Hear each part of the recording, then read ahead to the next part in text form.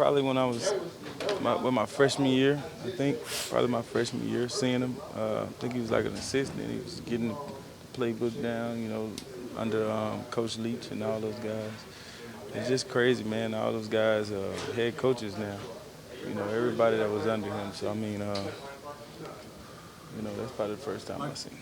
What do you think of the potential of this offense once everybody gets going?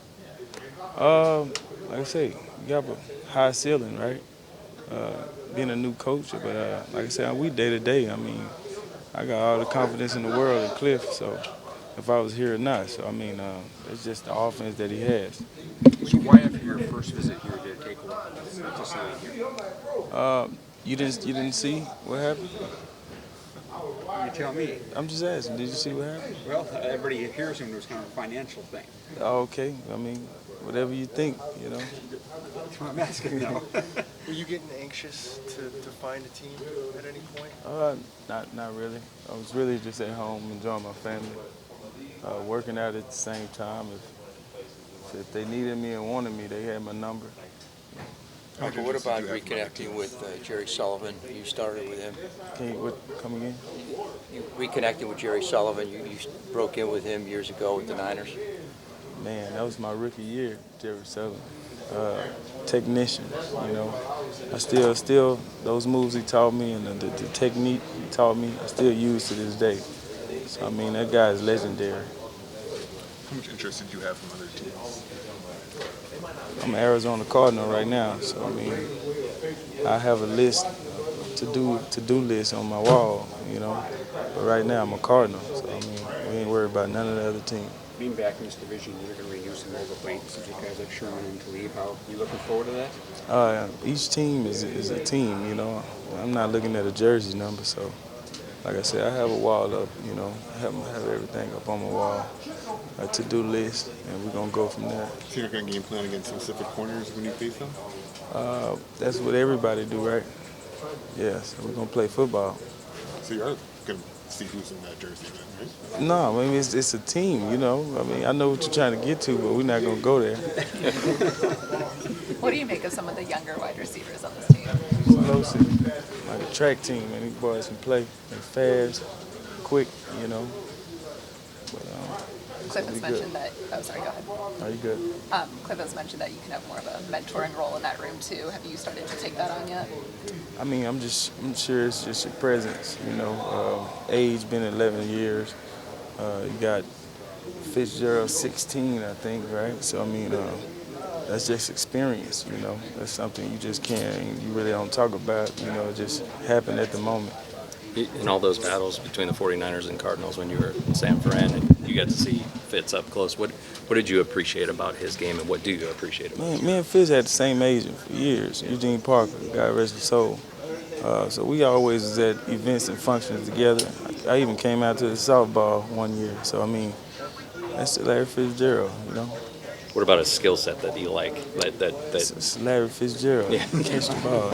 Everything? Yeah, I'm sure you guys have interviewed him a million times, so y'all know his skill set. What do you hope to show Kyler? Do you have to earn the trust of any new quarterback that you play with?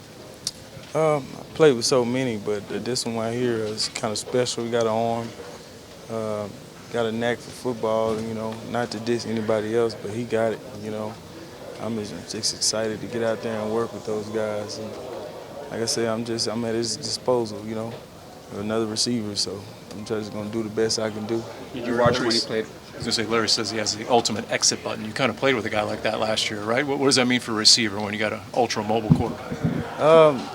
Would he be mobile or dual? I'm just asking. We don't know. Yeah, it's all good. Did you watch Kyler at Oklahoma and Saturdays or what week when you watched him? He's actually was under Lincoln Riley. That was my wide receiver coach at Texas Tech. So, I watched him a lot. The receiver coach there, Dennis Simmons, that was my guy too. So, everybody, that Texas Tech, like I said, that's family. So, I had no choice but to watch him. And he was explosive. How realistic is week one that you're able to be a vital part of the game plan? That's what I'm here for, to play. So, I'm going to work hard to that point, and if it don't happen, then we're going to work, adjust accordingly. What's it like being in a locker room with Suggs again? Sis. I heard Sis before I seen it. That's my guy, you know. That's the OG, you know. So he work hard, and he gonna work hard every day. So I mean, you have no choice but to follow.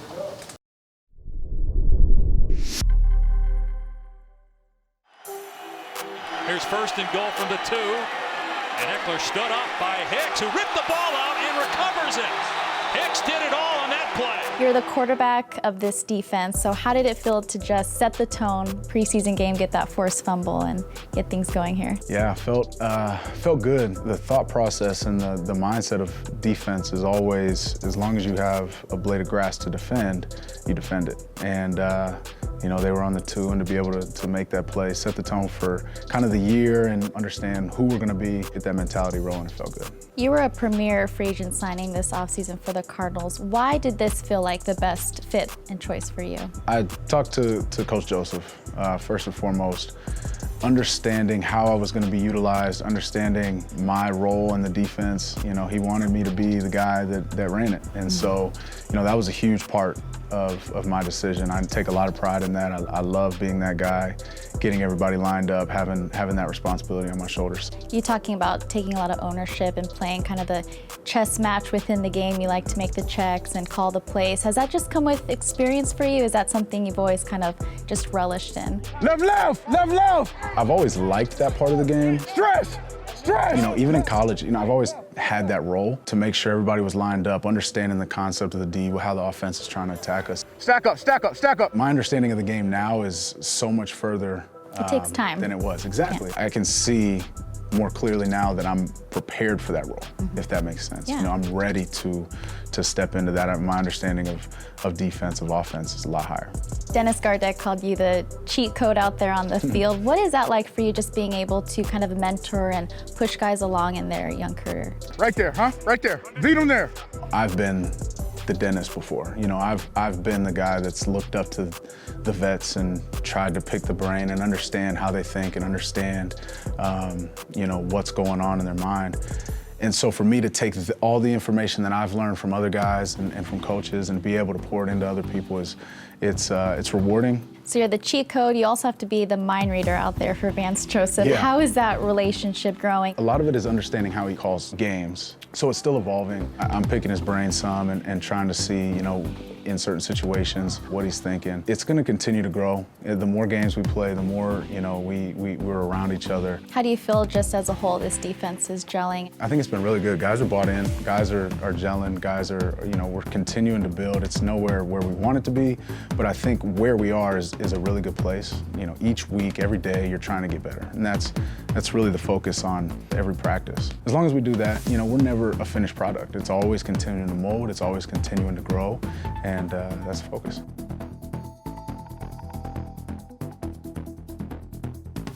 Cliff, how realistic is it that Michael Crabtree can kind of make an immediate impact the first part of the regular season for you guys? He's played a lot of football in this league, and I think it's just when he plays, we want him to be as comfortable as possible. And so we'll see where that's at as far as conditioning goes, knowledge of our system, execution within the system. We want him to be at you know, a top level before we put him out there. And he understands the plan we have for him, and he's excited. He's been in here early trying to learn the system and work out, and we're excited to have him. Does the fact he played at Texas Tech give him a leg up and maybe accelerating his learning for your system? Because it's one of the higher institutions in the country, I would say yes. But no, there's some similar concepts probably, some of the base stuff that he's probably going to feel comfortable with. But like I said, he's been in a bunch of different systems, learned a bunch of different offenses, and I expect him to pick it up quick. Cliff, it's one of the most difficult parts of the job when you have to tell a player he's not going to make it. Have you thought about your approach? Is it such a personal thing? You've seen these guys work hard. What's your approach on that? You know, I've had to have those conversations already, and I think I was cut 6 or 7 times when I was a player, and I remember what it felt like, and I remember certain conversation you had and certain conversation you didn't have, and so I think I can empathize with the players and just try to be as upfront and honest about things. Was there one of those cuts that still stand out to you? No, I mean, all of them are tough. You know, I think when you're a player and your entire life you've worked to get to that point, and then it's kind of not working out, or it's time to try something else, and your whole world is kind of changed. You got to move, and you got to, get a new apartment. I mean, all sorts of things. As a young person, it's a tough transition, but it makes you stronger, and I think these guys, at the end of the day, will appreciate that. What are your thoughts on the D-line? You've added a couple guys. You like that, where that position's going, at least depth-wise? We do. I think Hector and McDonald give us some depth that we were looking for, and both solid players, high character guys that we were excited about getting in. Did Byron Murphy and Zach Allen play as well as it seemed to look from the naked eye? Yeah, I think there's always things you come out of the game and going to want to do better, but I think from week 1 until last week, dramatic improvement, and that's what we're looking for is real progress from those guys, 2 guys that as young players we're going to count on heavily during the season. Steve's made a bunch of moves in the last 24, 48 hours. Do you anticipate a lot of churning at the bottom of the roster when cuts are made? I think we're in a unique position with that first claim. It's my first rodeo on this deal, and I don't have the best feel for it probably, but talking to Steve, I know he feels like there's going to be a lot of really good players out there, and so we're just going to have to kind of play that by ear. Is there any concern about bringing so many guys in that they'd have to learn the system so quickly? I think there's a fine line you walk there. You want to make sure the guys you're bringing in are conscientious players and are excited to learn and get in here and can pick things up quickly if you're going to make that many kind of wholesale changes. Realistically, how many guys are on that teetering bubble going into Thursday that could make the team and then maybe won't? More than one guy? Yeah, I think there's always situations that pop up, particularly when you have that first claim, and there's going to be a lot of really talented players get released, and so guys aren't just competing with guys on our roster. It's across the league with how we sit right now, and they understand that, and we've been upfront and honest about how that's going to play out. You've had time to digest this, but how daunting of a task is it to start this season without Alfred and Peterson? It's tough. I really feel bad for Rob. He was really excited, embracing that role as the number 1 guy, and obviously Patrick does everything right. Great pro, has been great for these young players, even when he knows he's not going to play for 6 weeks. So you feel bad for them, but that's football. Like I've said all along, everybody has some sort of attrition at this time of the year, and it's just who handles it best. We asked you about Kyler on Saturday. Will any starters play this Thursday? We're going to try not to have any starters go. There's a couple emergency backup situations that we'll probably be in, but we're trying not to. Huntley thought process on the 2-minute drill when you brought in Huntley. Did you think about putting Collar back out there? No. I think we've had a ton of work in that situation, and they had kind of taken out their first team defense, and we felt like we'd got enough from what we'd seen with our ones, and it was a good opportunity for Brett once again. I think he's had 3 2-minute drives. Good opportunity for him once again. Are you comfortable with 3 corners, or do you need 4 more just for depth issues? We're going to work through that. I think a lot of it depends on what's out there and what it looks like after next weekend. From a more big picture perspective, can you encapsulate what it's been like to go Texas Tech, USC to here, and I'm sure you've been waiting for the regular season for a while. What's it like to be pretty close to starting out? It's exciting. I mean, it's gone really quickly when you dive into something like this, and I've told you all along, it's every day is a learning experience and trying to get better, and that's where we're at. But you can definitely feel that the regular season's coming up, and our guys are getting excited, and I know coaches are as well. Has it been what you envisioned it would be? I think so. I think being football all the time has really been something that I've embraced, and being around guys like Suggs and Fitz and Pat, real leaders, has been awesome, and I think that part of it has really been a pleasant surprise. Since Saturday, have you had any subsequent conversations with officials about the clap? Brett was saying now you can't do it outside. You have to be inside your body. Have you gotten any clarification what's going on? Yeah, the league isn't too keen on us talking about those conversations, but I said before the game, I feel like we're in a good place with it. I don't expect it to be a problem for us moving forward. Coach, can you talk about the decision to place Hakeem Butler on injured reserve before the 53-man roster came out? Yeah, I think it was a deal.